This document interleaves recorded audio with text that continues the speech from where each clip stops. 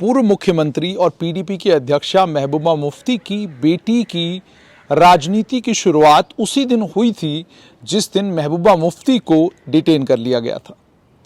आपने इल्तिजा मुफ्ती की बहुत सारी वीडियोस और तस्वीरें उसके बाद लगातार देखी थी, जिसमें इल्तिजा मुफ्ती अपनी माताजी को लेकर उनने बयान भी दिए, बात भी की और उनका ट्विटर हैंडल जो है उन्होंने एक लंबे वक्त तक इल्तिजा मुफ्ती ने ऑपरेट किया।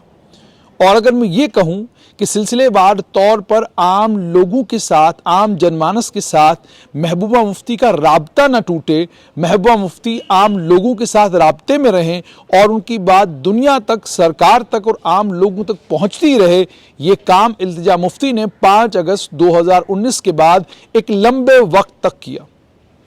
आहट उसी वक्त आने लगी थी और उसी वक्त ये लगने लगा था कि आने वाले कल में Jammu Kashmir People's Democratic Party का एक बड़ा चेहरा वो इल्तिजा मुफ्ती हो सकती हैं।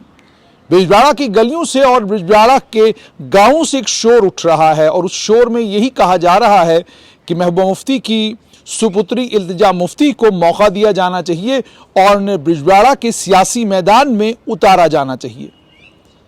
वो उतरती हैं या नहीं उतरती हैं, लेकिन फिलहाल उन्होंने एक बयान दिया है। आप जानते हैं आजकल Jammu Kashmir sub inspector recruitment मामला हो या अकाउंट असिस्टेंट फाइनेंस का मामला हो, इस मामले में हर आदमी उतरकर बयानबाजी कर रहा है, हर आदमी उतरकर बयानबाजी कर रहा है। आज इसी मामले को लेकर इल्तिजा मुफ्ती ने एक बयान दिया है। वो बयान बहुत अहम है और Jammu Kashmir People's Democratic Party के ट्विटर हैंडल से अगर वो बयान नश्र किया जा रहा है, इसका मतलब इशारा इस और है कि आने वाले कल में Jammu Kashmir People's Democratic Party की बागडोर, Jammu Kashmir People's Democratic Party की क़यादत इल्तिजा मुफ्ती के हाथों में हो सकती है। लेकिन जो बयान उन्होंने दिया है, उस बयान पर बाद में पहले आपको वो बयान सुनवाते हैं कि इल्तिजा मुफ्ती ने अपने बयान में कहा क्या। इल्तिजा मुफ्ती ने Jammu Kashmir sub inspector recruitment मामले को और FAA मामले को लेकर कहा कि इसको ध्यान से आपने सुनना है। अस्सलाम वालेकुम। आज मैं आपसे यहाँ रिक्रूटमेंट में जो करप्शन चल रही है उसके बारे में बात करना चाहती हूँ। हाल ही में पार्लियामेंट में ये दावा किया गया कि जम्मू कश्मीर के हजारों नौजवानों को सरकारी नौकरियां दी गई हैं, जबकि सच्चाई ये है कि 2019 से लेकर अब तक यहाँ जो भी रिक्रूटमेंट हुई है उसमें बस भ्रष्टाचार और करप्शन चल रहा है। JKSI लिस्ट को स्क्रैप किया गया और अब FAA लिस्ट पे भी खतरा मंडरा रहा है।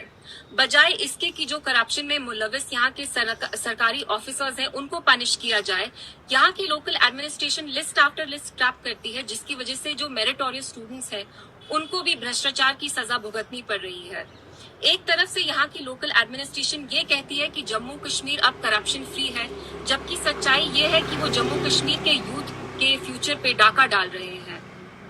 इस पूरे माहौल में सबसे ज्यादा JNK के यूथ ही पिस रहे हैं। 2019 से जम्मू कश्मीर में रेड टेपिज्म इतना ज्यादा बढ़ गया है कि यहाँ की जो आवाम है उनकी कहीं सुनवाई नहीं होती और जो यहाँ के ब्यूरोक्रेट्स हैं, अफसर्स हैं, उनकी कहीं जवाबदेही नहीं होती। इसलिए यहाँ की जो एडमिनिस्ट्रेशन है उनको लिस्ट के बाद लिस्ट स्क्रैप करना बंद करना चाहिए और जो असली मुजरिम है उनको सजा देनी चाहिए और जम्मू कश्मीर के जो यूथ है उनके मुस्तकबिल के साथ नहीं खेलना चाहिए। जम्मू कश्मीर के नौजवानों के मुस्तकबिल के साथ नहीं खेलना चाहिए। और दूसरी सबसे अहम बात कही कि FAA के लिस्ट का या सब इंस्पेक्टर रिक्रूटमेंट लिस्ट का जहां तक ताल्लुक है, तो उन्होंने ये नहीं कहा इस लिस्ट को, उन्होंने कहा इन लिस्टों को स्क्रैप करना बंद किया जाना चाहिए और जो लोग इसमें मुलविस है, जो ऑफिसरान इनमें मुलविस हैं, उन तमाम के खिलाफ सख्त कानूनी कार्रवाई की जानी चाहिए। ये बात उन्होंने कही। लेकिन इसमें सबसे अहम बात यह है कि उन्होंने कहा 2019 के बाद जम्मू कश्मीर में रिक्रूटमेंट में स्कैम पे स्कैम और करप्शन ही करप्शन है। जरा इतिहास के पन्नों को जब हम पलटते हैं तो बहुत कुछ देखने में आता है, लेकिन 2019 के बाद हुआ क्या उसका खाका खींचते हैं। 2019 के बाद जम्मू कश्मीर बैंक में रिक्रूटमेंट हुई, एक बार रिक्रूटमेंट हुई, उसे स्क्रैप कर दिया गया और दोबारा से उसमें रिक्रूटमेंट हुई और रिक्रूटमेंट मुकम्मल हो चुकी है और उन तमाम बच्चों ने अलग अलग पोजीशंस पर काम करना भी शुरू किया है। क्लास 4th की रिक्रूटमेंट हुई, वो रिक्रूटमेंट भी खुश असलूबी के साथ मुकम्मल हुई।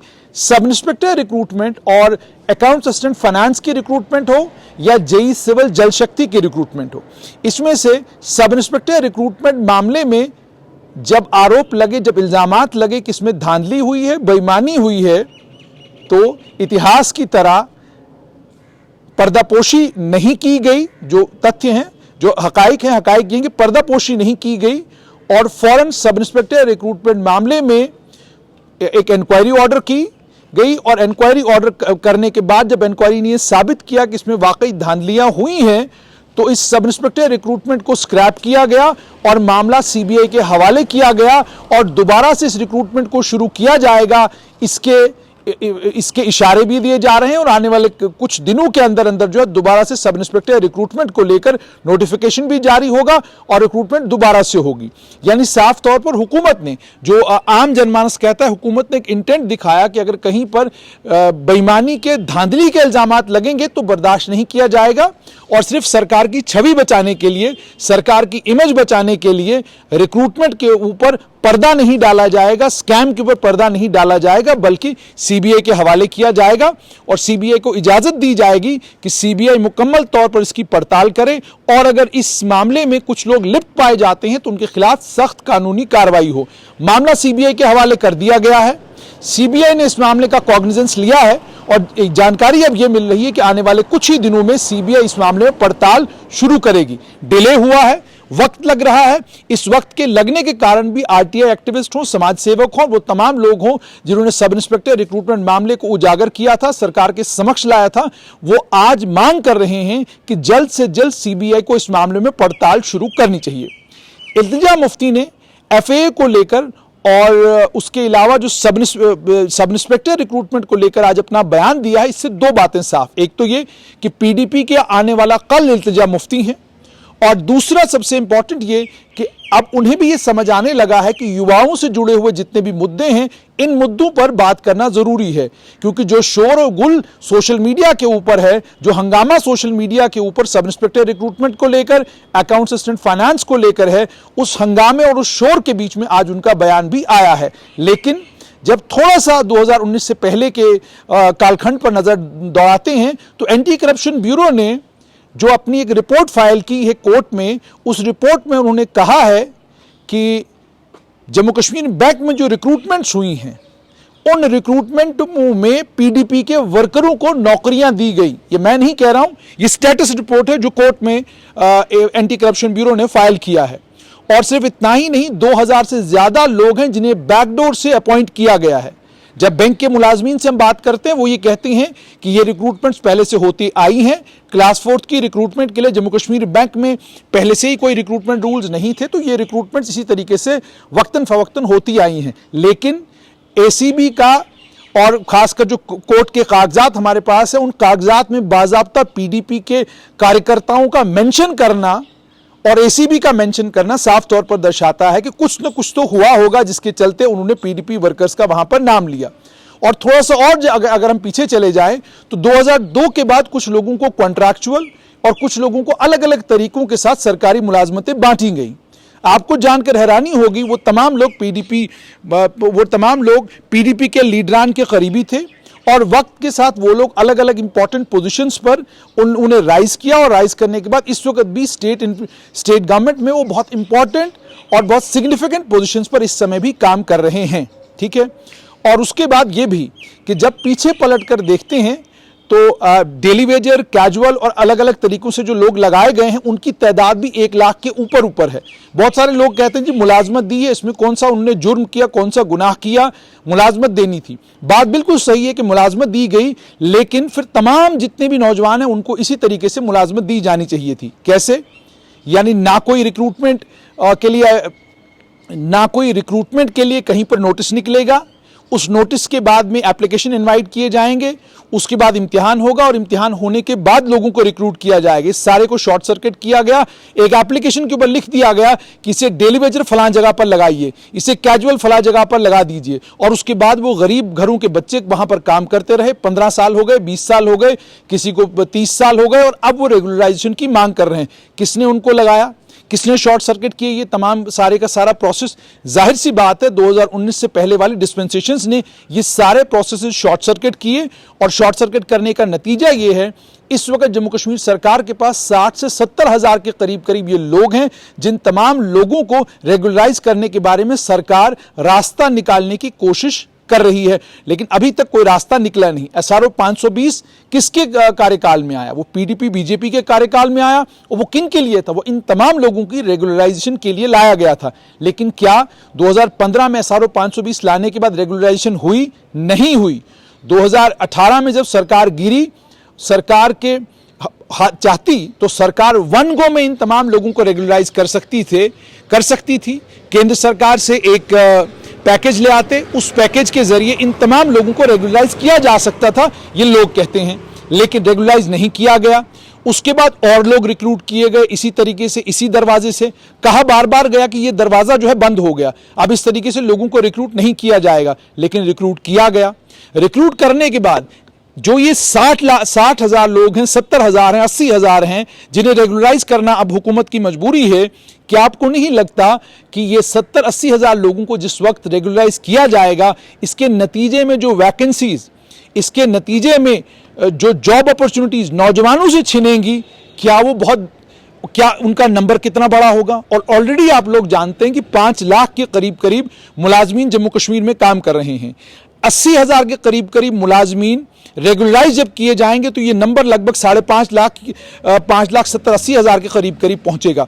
उसके बाद नए नौजवानों को और नौकरियां देनी है, और सरकारी नौकरियां एकमात्र साधन है इस वक्त जिसके जरिए नौजवान अपनी रोजी रोटी चलाते हैं। जब तक प्राइवेट एंटरप्राइज यहां पर मजबूत नहीं होती या प्राइवेट एंटरप्राइजेस का नंबर बढ़ता नहीं, तो 2019 के कालखंड से पहले प्राइवेट जितनी भी इन्वेस्टमेंट थी वो अगर जम्मू कश्मीर में आई, उस इन्वेस्टमेंट का फायदा जम्मू कश्मीर के नौजवानों को क्यों नहीं हुआ? ये आम नौजवान सवाल पूछते हैं। सवाल ये भी लोग पूछते हैं कि आज लिस्ट स्क्रैप हुई है, हुकूमत ने अपनी इमेज, हुकूमत ने अपनी पोजीशन, और हुकूमत ने इस चीज को ध्यान में रखते हुए, यानी इमेज और पोजीशन की फिक्र नहीं की हुकूमत ने, इल्जामात लगे, लिस्ट को स्क्रैप किया गया। इससे पहले किसी सरकार ने ये हिम्मत, ये ताकत दिखाई क्या? फायर एंड इमरजेंसी रिक्रूटमेंट जो 2013 में हुई, 2016 में स्क्रैप क्यों की गई? उस वक्त बार बार स्क्रैप क्यों की गई? और उसके बाद क्या ये हकीकत इंटरव्यूज क्यों हुआ करते थे, और इंटरव्यूज के जरिए क्या किया जाता था? क्या ये हकीकत नहीं है कि जम्मू कश्मीर की अलग अलग कॉरपोरेशंस में जो लोग मुलाजिम लगाए गए उनका अलग अलग सियासी घरानों से ताल्लुक था? क्या ये हकीकत नहीं है कि जम्मू कश्मीर के अलग अलग सरकारी विभागों में कई लोग ऐसे काम कर रहे हैं, और सरकारी विभागों में इंपॉर्टेंट पोजीशंस पर काम कर रहे हैं, जो सरकार उस विभाग में केवल इसलिए हैं क्योंकि उनके पिताजी एक इंपॉर्टेंट सियासी आदमी थे? वो केवल इसलिए वहां पर हैं क्योंकि उनके पिताजी एक मंत्री थे? वो केवल इसलिए वहां पर हैं क्योंकि उनके पिताजी चीफ सेक्रेटरी थे, क्योंकि उनके पिताजी किसी इंपॉर्टेंट पोजीशन पर थे? उसके बाद टेक्निकल कोटा जब क्रिएट किया गया, जिस वक्त टेक्निकल कोटा सर्विसेज में क्रिएट किया गया, उस टेक्निकल कोटा को क्रिएट करने की वजह क्या थी? क्या यह हकीकत नहीं है कि जम्मू कश्मीर में जितनी भी सरकारी नौकरियां बांटी जाती थी, उन सरकारी नौकरियों को लेकर जगमोहन अपनी किताब में लिखते हैं कि हमें सब इंस्पेक्टरों की रिक्रूटमेंट करनी थी।